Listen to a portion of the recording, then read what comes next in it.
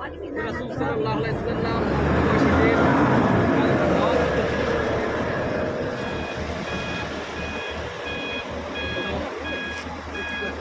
রাসূল সাল্লাল্লাহু আলাইহি ওয়াসাল্লাম মক্কাবাসীদেরকে কালেমার দাওয়াত দিয়েছিলেন।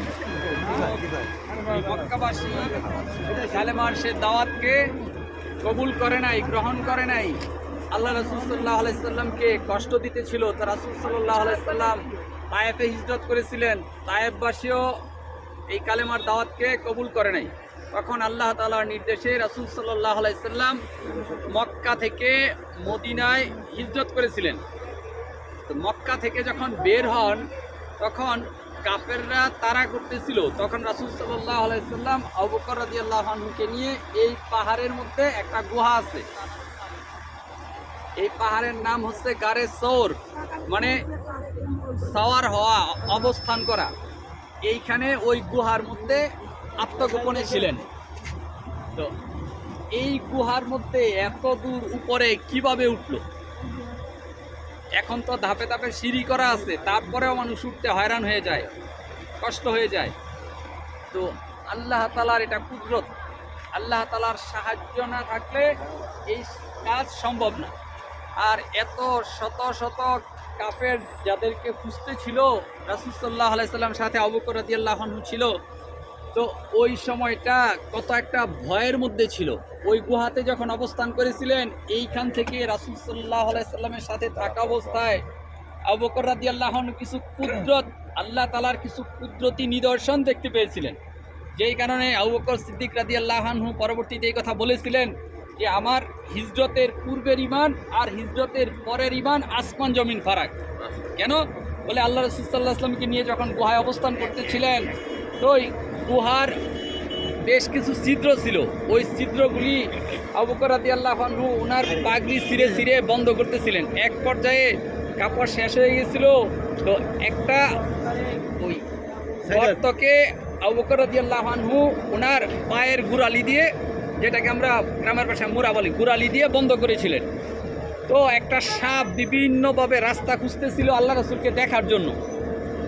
তো ওই কোনোভাবে রাস্তা খুঁজতে না পেয়ে তো আবু বকর সিদ্দিক রাদিয়াল্লাহু আনহুর গোলারি যেই গর্তটার মধ্যে দেয়া ছিল, ওই সাপ ওই আবু বকর রাদিয়াল্লাহু আনহুর পায়ের মধ্যে দংশন করে। তো এই দংশনের যে ক্রিয়া, সাপের সুবলের যে কষ্ট, এ থেকে আবু বকর রাদিয়াল্লাহু আনহুর চোখ দিয়ে পানি পড়তেছিল। তো রাসূল সাল্লাল্লাহু আলাইহি সাল্লাম একটু আরাম করতেছিলেন। আবু বকর রাদিয়াল্লাহু আনহু রানের উপরে মাথা রেখে একটু আরাম করতেছিলেন। আবু বকর রাদিয়াল্লাহু আনহু বসা ওই অবস্থায় ওনার চোখের পানি আল্লাহ রাসূল সাল্লাল্লাহু আলাইহি সাল্লামের চেহারা মুবারকে যখন পড়লো, তো রাসূল সাল্লাল্লাহু আলাইহি সাল্লাম জায়গা গেলেন, বলতেছেন কি আবু বকর, তুমি কি কারণে কান্না করতেছো? যে বাড়িঘর সন্তান আদি সব কিছু ছেড়ে চলে আসছো এই জন্য? আবু বকর সিদ্দিক রাদিয়াল্লাহু আনহু বলতেছে, না ইয়া আল্লাহ রাসূল, আমি তো এই জন্য কান্না করতেছি না, বলে একটা সাপ আমার পায়ের মধ্যে দংশন করছে। যে কারণে আবু বকর সিদ্দিক রাদিয়াল্লাহু আনহুর চেহারা নীলবর্ণ হয়ে গেছে। রাসূল সাল্লাল্লাহু আলাইহি সাল্লাম চমকে গেছে, আর সাথে সাথে উঠে আল্লাহ রাসূল সাল্লাল্লাহু আলাইহি সাল্লাম ওই পায়ের আবু বকর রাদিয়াল্লাহু আনহুর পায়ে যে সাপে দংশন করছে, ওই জায়গায় রাসূল সাল্লাল্লাহু আলাইহি সাল্লাম থুতু মুবারক দেওয়ার সাথে সাথে ওই বিষ পানি হয়ে গেছে। তো আবু বকর সিদ্দিক রাদিয়াল্লাহু আনহু আরও অবাক হয়ে গেছে। এটা আল্লাহ তাআলার একটা কুদরত না? কি বলেন? আল্লাহ রাসূলের থুতু মুবারক ওই সাপের দংশনের জায়গায় লাগাইছে, আর সাথে সাথে বিষ পানি হয়ে গেছে। এই জন্য বলে আবু বকর রাদিয়াল্লাহু আনহু পরে বলতেছিল হিজরতের পরে এই কথা, যে আমার হিজরতের পূর্বে ইমানের যে স্তর, যে লেভেলে ছিল, হিজরত করার পরে আমার ইমানের স্তর অনেক বেড়ে গেছে। কিভাবে বললো? বলে এই যে কুদরতগুলিকে দেখতেছে আবু বকর রাদিয়াল্লাহু আনহু আল্লাহ রাসূল সাল্লাল্লাহু আলাইহি ওয়াসাল্লামকে বলতেছে, ইয়া আল্লাহ রাসূল, আমরা মনে হয় ধরা খাইয়ে গেলাম, আমরা মনে হয় ধরা পড়ে গেলাম। তখন আল্লাহ রাসূল কি বলছে?